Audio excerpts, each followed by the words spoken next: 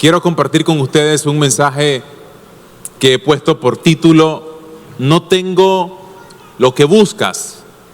En diciembre del 2004, la revista Rolling Stone publicó un artículo donde enlistó lo que para ellos han sido las 500 mejores canciones de todos los tiempos. Alrededor de 172 críticos, músicos y expertos de la industria discográfica elaboraron este artículo, esta lista, y llegaron a la conclusión que una canción de Bob Dylan debía ocupar el primer lugar. Pero no me voy a ocupar de esa primera canción, me voy a ocupar de la segunda, que es la que me llamó la atención. La segunda es justamente de la banda de los Rolling Stones. Y en español el título de la canción se traduce como Satisfacción. Entonces permítanme leerles algunos versos de esta canción y luego les explico la razón.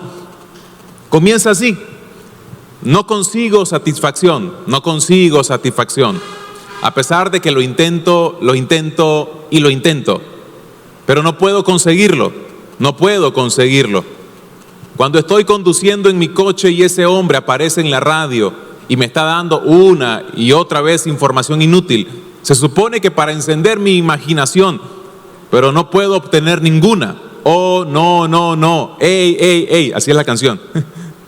No consigo satisfacción, no consigo satisfacción. A pesar de que lo intento y lo intento, pero no puedo conseguirlo, no puedo conseguirlo.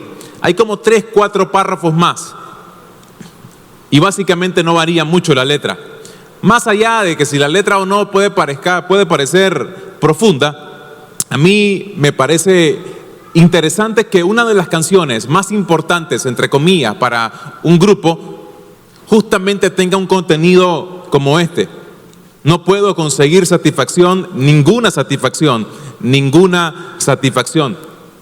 Las canciones a veces son un reflejo de la generación que las canta.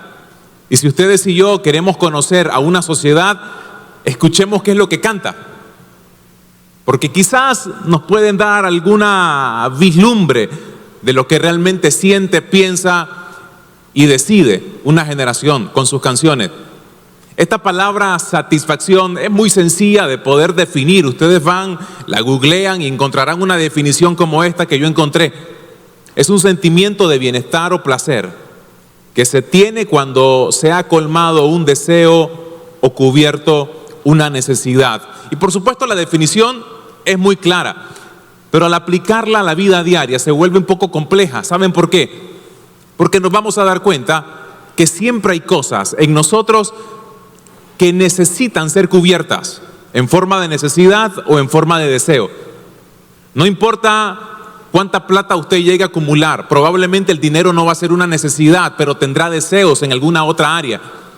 No importa cuánto placer sexual pueda llegar a experimentar, quizás en otro aspecto a nivel sentimental va a ser alguien vacío, necesitando siempre que se le cubra esa área o ese deseo.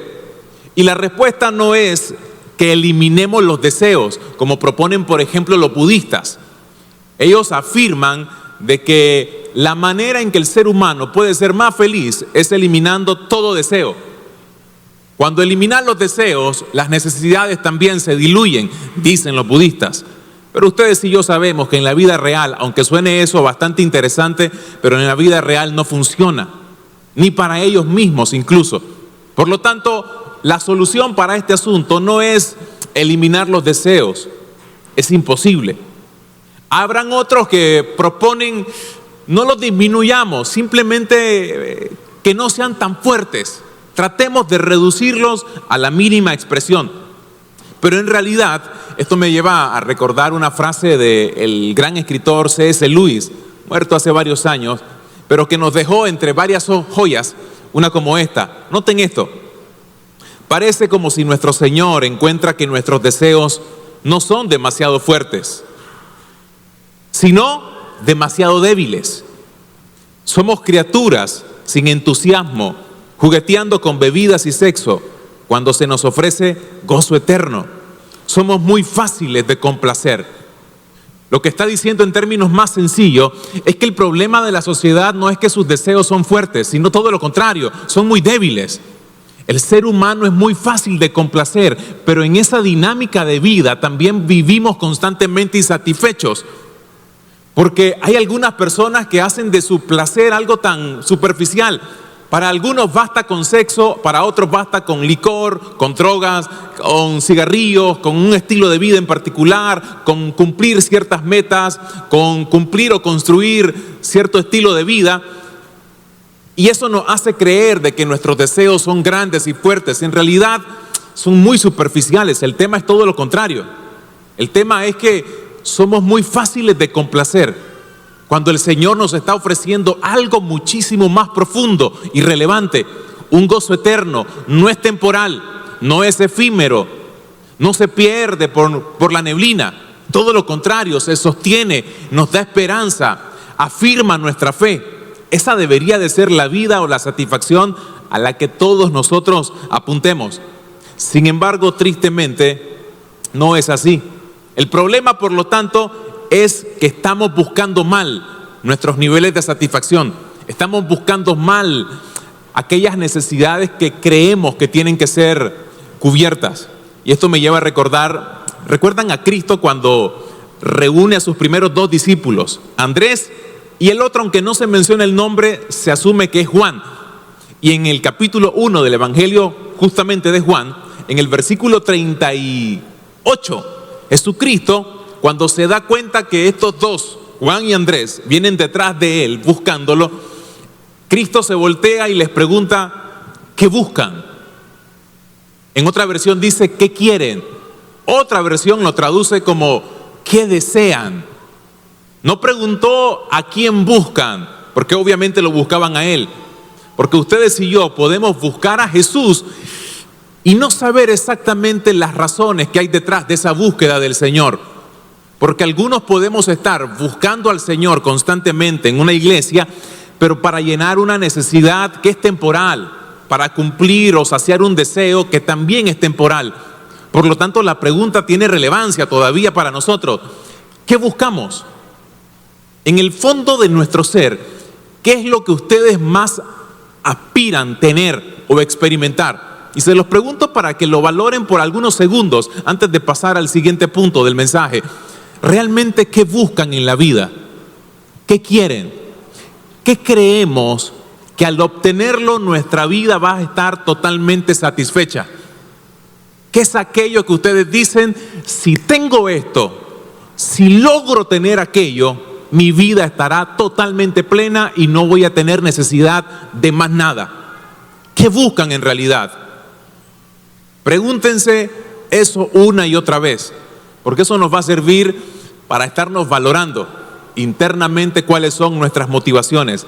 Es una pregunta tan sencilla y tan profunda porque la respuesta básicamente define la ruta en la que transita nuestra vida. Y quiero llevarlos a un ejemplo. Por favor, vaya su Biblia conmigo al libro de los Hechos. Hechos fue escrito por el doctor Lucas, el mismo que escribió el Evangelio que lleva su nombre. Y en un principio, de hecho, el Evangelio de Lucas y el libro de los Hechos, usted lo podía encontrar en un mismo compendio, era parte de un mismo paquete. Con el pasar de los años se hizo la separación, por supuesto. Sin embargo, es muy interesante esta historia, Hechos capítulo 3, versículo 1. La historia de un hombre cuyo nombre no conocemos.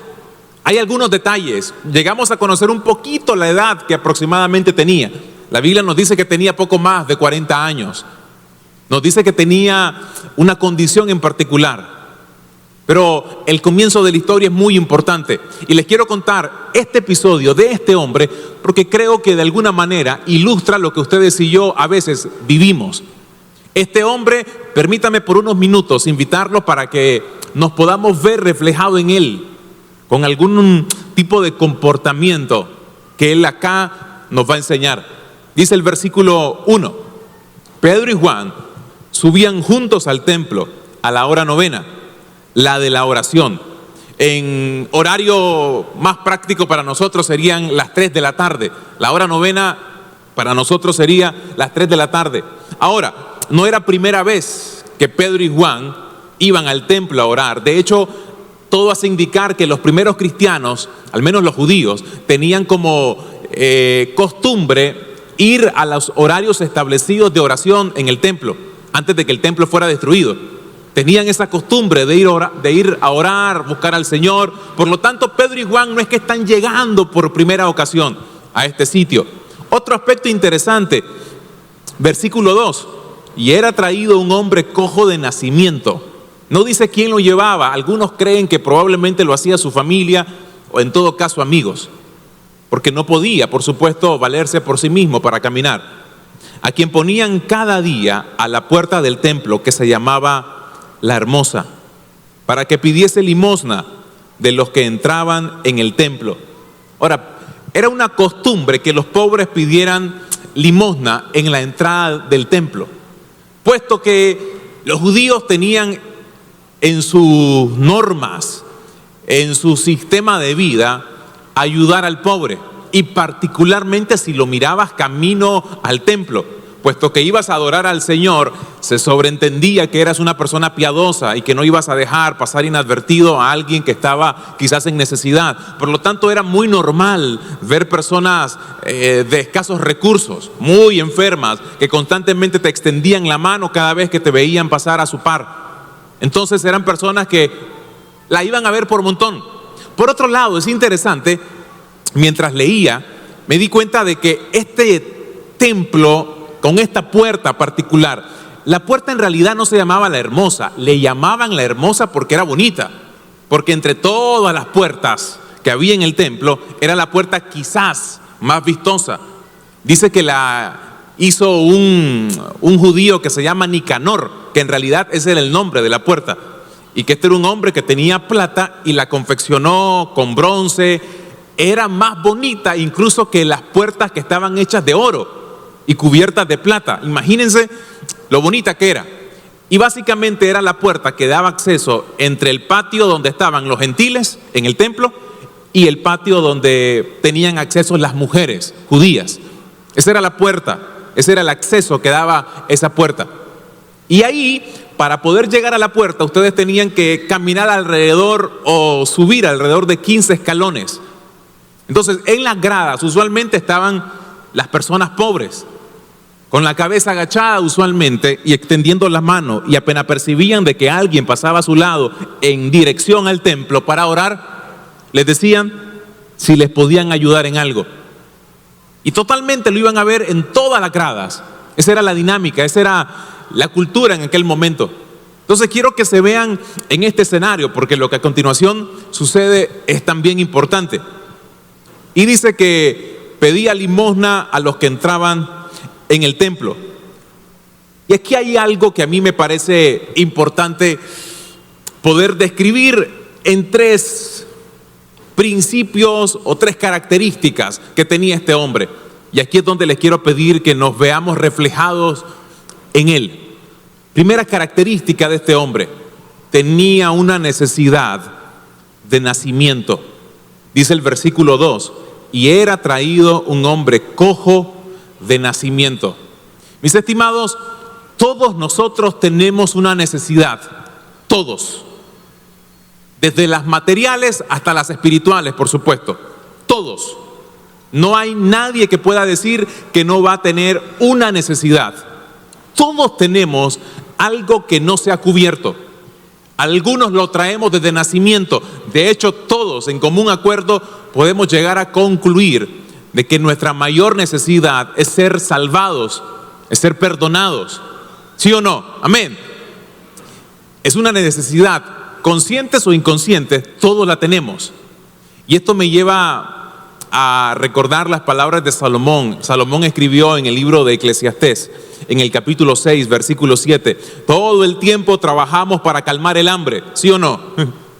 Salomón es bastante práctico. Todo el tiempo trabajamos para calmar el hambre, pero nuestro estómago nunca queda satisfecho, y no porque fuera bueno al diente, no porque era alguien que comía y siempre tenía más hambre, sino porque lo que está graficando acá es ese ciclo de la vida, donde uno hace todo lo que se supone que tiene que hacer para cubrir una necesidad y siempre vas a estar igual, insatisfecho, porque siempre hay áreas de necesidad.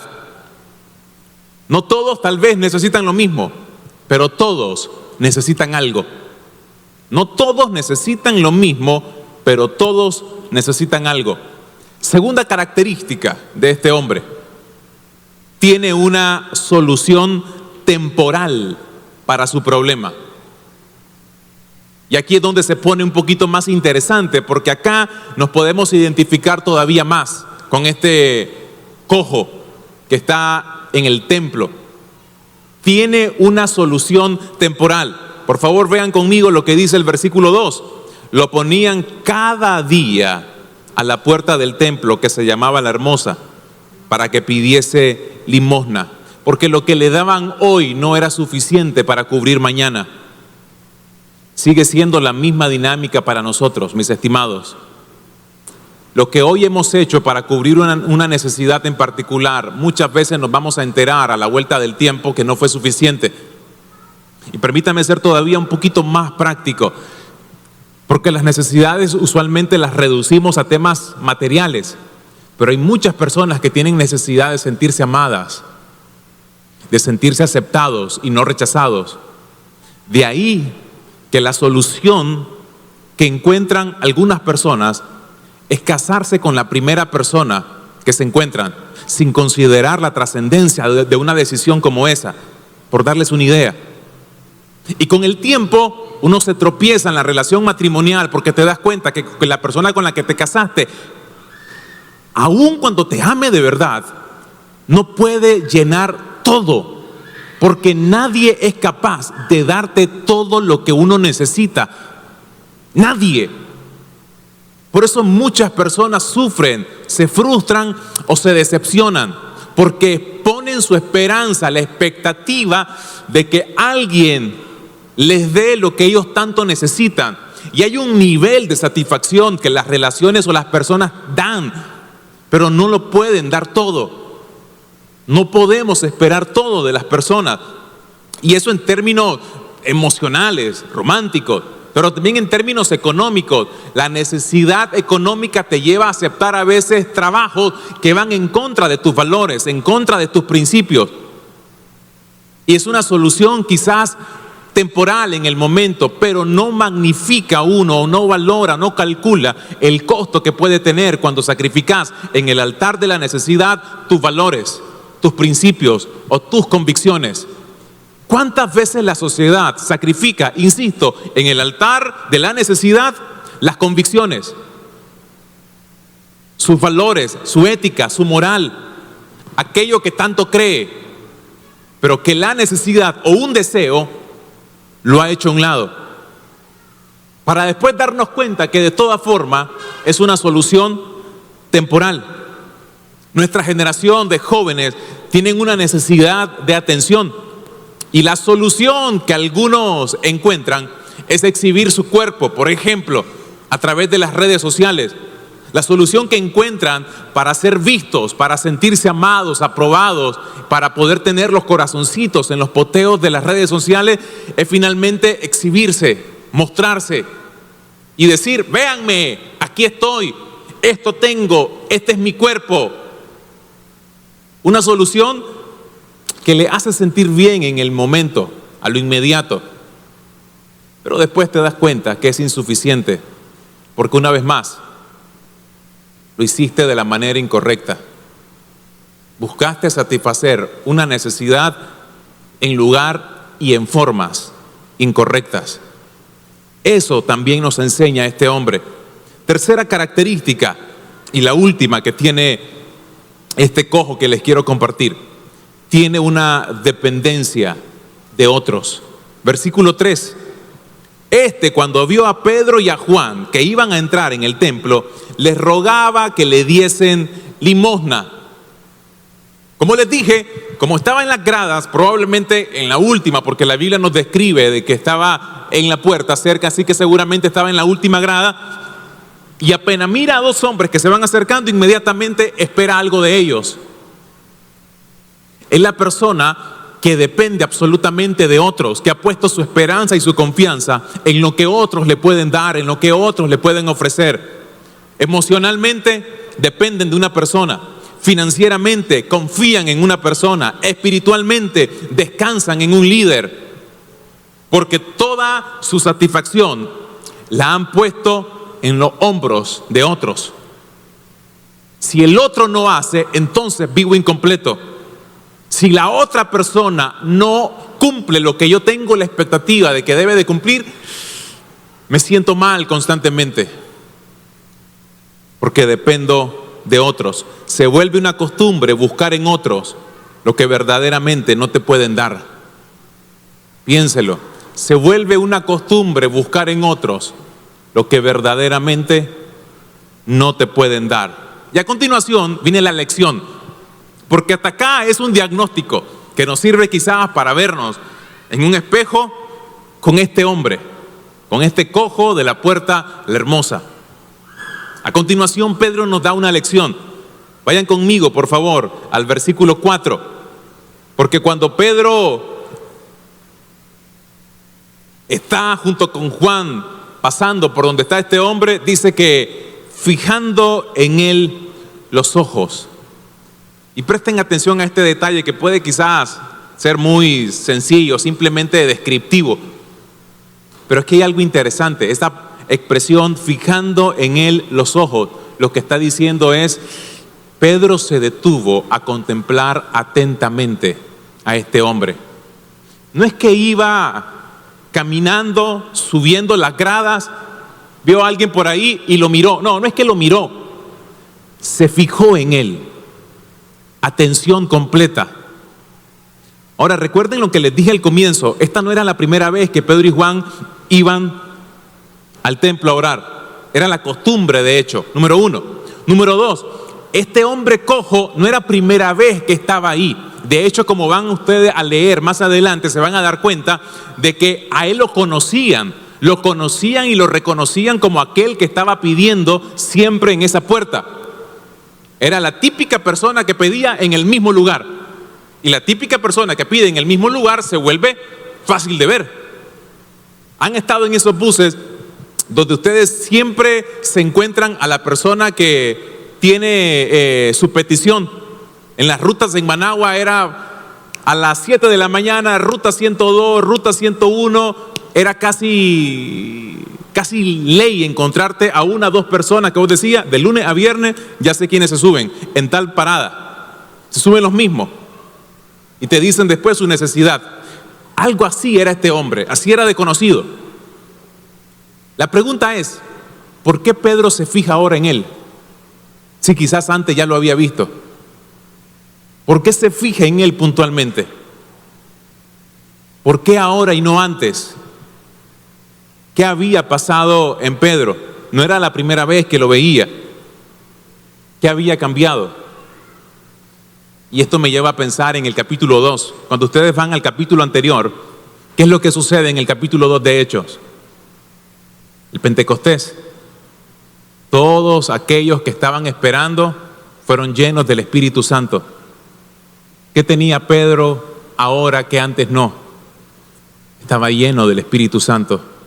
Y mis estimados, solo cuando somos llenos del Espíritu Santo comenzamos a ver a la gente de una forma diferente. No los vas a continuar viendo igual. Los miramos distintos. Hemos pensado que la llenura del Espíritu Santo es una manifestación o algo místico, algo muy emocional. El ser lleno del Espíritu Santo te lleva a vivir conforme al fruto del Espíritu, a ser controlado por el Espíritu Santo. No es gritar o llorar, no es moverte de una cierta manera. Una persona llena del Espíritu Santo es una persona que se deja guiar por el Espíritu Santo. Y por lo tanto presta atención a cosas que tal vez antes no prestaba atención. Es movida a compasión de tal forma que antes no era movida. Llegás a predicar de manera diferente. Llegás a hablar y a dirigirte a las personas de forma diferente. Porque simplemente ya no los mirás como vos, el individuo. Ya no soy yo, el Alberto, el que los mira, sino al Cristo que habita en mí, el que comienza a verlos a cada uno de ellos. Todo cambia cuando uno es lleno del Espíritu Santo a través de la lectura de la palabra, a través de los tiempos de oración con Él. Y entonces dice el versículo 4, Pedro y Juan, fijando en Él los ojos, les dijo, míranos. Porque recuerden, son detalles sencillos, pero importantes. Sentado, extiende la mano y simplemente le dice, Pedro y Juan, míranos. Él no estaba acostumbrado que lo vieran, y menos que le pidieran que vieran a otros. Era la gente que, toma, te doy, toma, pero no nos fijamos, no los valoramos. Y Pedro dice, mírame. Como estaba con Juan, míranos. Esa expresión, míranos, en el original implica una contemplación especial. Sugiere ver algo con resultados espirituales. Lo que le está diciendo es, hey, préstame atención, mírame, mírame. Y permítame, cuando lo leí, ¿saben qué se me vino al corazón? Ver a Pedro como muchas veces ha sido Jesús conmigo, justamente en situaciones como esas. Cuando yo estoy en una oración diciéndole al Señor, Señor, necesito esto, necesito aquello. ¿Han estado ahí? No.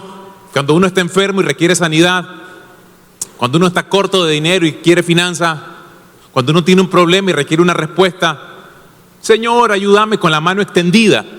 Y es muy bueno ir donde el Señor constantemente a pedirle. Pero veo a Pedro como Jesús ha sido conmigo. Cuando yo le estoy pidiendo, me dice, mírame, Alberto, mírame. Solo mírame, primero mírame. No tengo oro ni plata, dice a continuación. Pedro diciendo, no tengo oro ni plata, no tengo lo que buscas. Porque vos estás extendiendo la mano para conseguir lo que otros te dan. Lo que este cojo le estaba pidiendo a Pedro y a Juan, se lo podía dar cualquiera. Cualquier persona, creyente o no creyente, porque el dinero no es dominio de los creyentes. Cualquiera se lo podía dar. Sin embargo, Pedro le aclara de entrada, mírame, por favor mírame, no tengo lo que estás buscando. ¿Cómo se siente usted cuando va donde una persona que usted sabe que le puede ayudar y te dice de entrada, no tengo lo que estás buscando? No tengo, lo siento, pero lo que tengo te doy. Entonces uno piensa, a ver, no tenés lo que yo busco, ¿para qué tener lo que vos tenés? Si de todas maneras no es lo que estoy buscando. No quiero recibir lo que vos tenés. Pueden decir algunos. Pero Pedro le dice, lo que tengo te doy. Básicamente le está diciendo en términos más sencillos, no te puedo dar lo que buscas, pero te puedo dar lo que necesitas. Mis estimados, yo no les puedo resolver el problema a ninguno de ustedes. Quizás pudiera ayudarle en algunas cositas. Como iglesia quisiéramos poder ayudar en cada uno de sus problemas. Y como iglesia somos conscientes de nuestro papel social. De hecho, esta iglesia es una iglesia caracterizada por apoyar firmemente las causas sociales. Cientos de familias son alimentadas gracias al respaldo de ustedes y al respaldo de otras personas que donan extraordinariamente para que esta iglesia se convierta en un canal de bendición a cientos de familias semana tras semana. Y es importante seguir haciéndolo. Pero Pedro le dice, eso es plata y eso es oro. Lo que yo tengo es mucho más relevante. En el nombre de Jesús, levántate y anda. Porque llega un punto donde la vida de nosotros se vuelve una costumbre el constantemente extender nuestro brazo, viviendo con una mentalidad de alguien que siempre necesita, cuando en Cristo ustedes ya lo tienen todo. No significa que yo no debo de apuntar a tratar de saciar cada uno de los problemas que tengo. No, en absoluto. El problema es que buscando resolver problemas temporales, descuido el problema que tiene un valor eterno. Ese es el mayor de nuestros problemas. Cuando ustedes y yo descuidamos los problemas que tienen un valor eterno. Y por favor, continúe conmigo la historia para ir cerrando este mensaje. Entonces él le estuvo atento, esperando recibir de ellos algo. Y dice el versículo 6, mas Pedro dijo: no tengo plata ni oro, pero lo que tengo te doy. En el nombre de Jesucristo de Nazaret, levántate y anda. Mis amigos, es más importante tener lo que la gente necesita que tener lo que la gente busca. Recuerden eso. Es más importante tener lo que la gente necesita que tener lo que la gente busca, porque no siempre lo que buscamos es lo que necesitamos. No siempre lo que la gente cree que es su necesidad es realmente necesidad. Queriendo resolver sus problemas se olvidan de la raíz de los asuntos. Y tristemente es la realidad en la que muchas veces vivimos. Versículo 7. Y tomándole por la mano derecha, le levantó. Y al momento se le afirmaron los pies y tobillos. Y saltando se puso en pie y anduvo y entró con ellos en el templo, andando y saltando y alabando a Dios. Y todo el pueblo le vio andar y alabar a Dios. Permítame terminar la historia con el versículo 10. Y le reconocían que era el que se sentaba a pedir limosna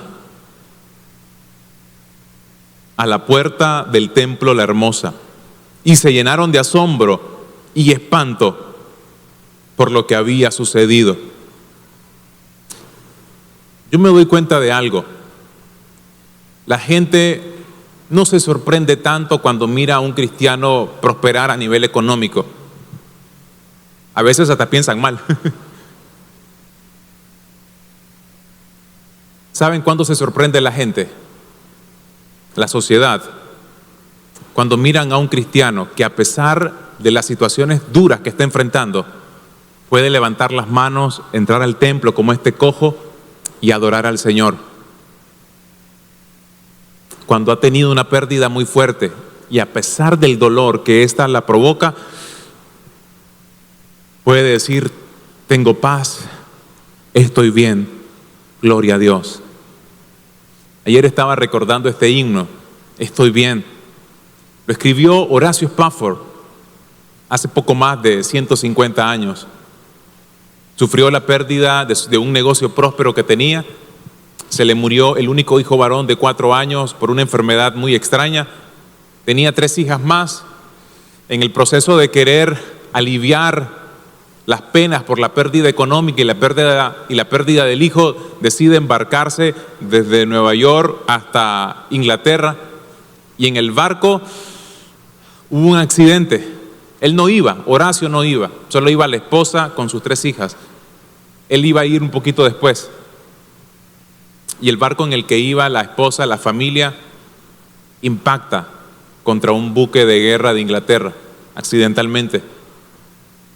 Murieron las 3 hijas.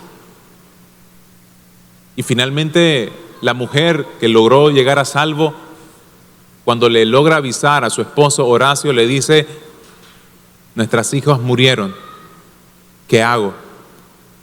Él sale en el primer barco que está disponible, y mientras va navegando, el capitán del barco le dice: ¿sabes qué, señor Horacio? Estamos pasando en este momento en el lugar donde creemos que fue el accidente. Él sale y se pone en la orilla de la baranda del barco y comienza a llorar, dice su biografía. Y ahí, justamente en ese momento, nace aquel himno: de paz inundada mi senda siempre esté, o cubra la mar de aflicción. Estoy bien, tengo paz, gloria a Dios. El mayor testimonio de una persona es cuando la necesidad espiritual ha sido cubierta. Y en medio de tanto problema puede decir, estoy bien, tengo paz, gloria a Dios. Habrán otras necesidades, por supuesto, y vamos a seguir orando para que el Señor las pueda cubrir, económicas, de salud, etcétera. Pero que ustedes puedan levantar sus manos en medio de cualquier cosa que estén enfrentando y poder decir, Señor, tengo paz, estoy bien, gloria a Dios. De paz mi alma estará inundada, aun cuando un mar me llene de aflicción, porque una vez más, no tengo lo que ustedes buscan, pero tengo lo que ustedes necesitan. En el nombre de Jesucristo, levántense y anden. En el nombre de Jesucristo, todavía hay esperanza para usted. En el nombre de Jesucristo, todavía hay esperanza para usted, mi estimado hermano. Amén.